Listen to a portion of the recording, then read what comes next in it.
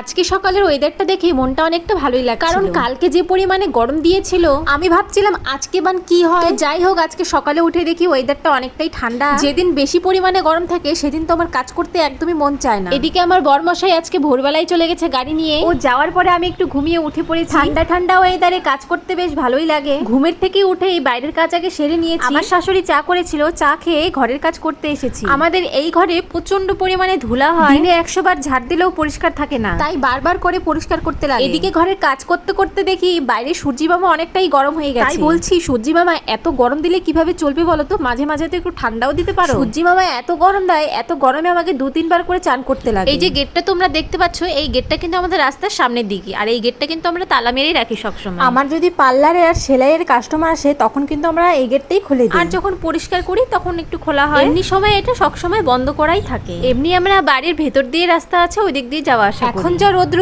বাইরে বেরোতে গেলেই ছাতা লাগে। কাজটা শেষ করে আমি স্নান করে নিয়েছি, এখন আমি পুজো দিয়ে দেবো। ব্যাস, আমার কাজ।